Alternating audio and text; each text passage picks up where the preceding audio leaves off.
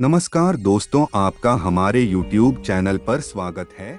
दुश्मन को मात देना चाहते हैं तो हमेशा याद रखें आचार्य चाणक्य की ये 3 बातें। आचार्य का मानना था कि अगर आप लगातार सफल हो रहे हैं तो आपके शत्रु भी हर हाल में होंगे, इसलिए इनसे डरे नहीं बल्कि प्रेरक माने और सही रणनीति बनाकर इनसे निपटने के लिए हमेशा तैयार रहें। जो व्यक्ति जीवन में सफलता को प्राप्त करता है उसके निश्चित रूप से तमाम ज्ञात और अज्ञात शत्रु होते हैं। इसलिए ये बात हर किसी को दिमाग में रखनी चाहिए कि अगर आप किसी प्रतियोगिता में उतरे हैं तो आपके प्रतिद्वंदी हर हाल में साथ होंगे। कई बार ये लोग आपको असफल बनाने के लिए आपका अहित भी करने की कोशिश कर सकते हैं, लेकिन ऐसे लोगों से कभी डरना नहीं चाहिए। इन्हें प्रेरक मानना चाहिए और सजग रहते हुए अपना बचाव करना चाहिए और आगे बढ़ते रहना चाहिए। इन हालातों में आचार्य चाणक्य की कही तमाम बातें आपके लिए मददगार साबित हो सकती हैं।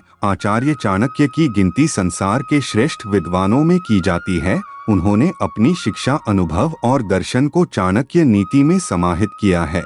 आचार्य की नीतियों को पढ़कर और उसके हिसाब से आचरण करके आप अपने जीवन की बड़ी से बड़ी परिस्थिति का सामना आसानी से कर सकते हैं। यदि आप अपने प्रतिद्वंदियों या दुश्मनों को मात देना चाहते हैं तो आचार्य चाणक्य की इन बातों को जरूर याद रखें। शत्रु को कभी कमजोर न समझें। चाणक्य के अनुसार कई बार लोग अपनी सफलता के गुरूर में इतना मस्त हो जाते हैं कि वो शत्रु या प्रतिद्वंदी को बहुत कमजोर समझने लगते हैं। ऐसी गलती कभी न करें। जो आपके साथ किसी मैदान में प्रतियोगिता के उद्देश्य से उतरा है उसके पास भी निश्चित रूप से आपकी ही तरह कई तरह की जानकारी जरूर होगी। इसलिए कभी शत्रु को कमजोर न समझें वरना नुकसान उठा सकते हैं। अपनी तैयारी लगातार करते रहें और प्रतिक्रिया कब देनी है इसकी रणनीति जरूर बनाकर रखें। क्रोध से बचें। चाणक्य का मानना था कि क्रोध आपकी बुद्धि और विवेक को हर लेता है और आप ऐसी स्थिति में निश्चित रूप से कोई न कोई गलती कर बैठते हैं।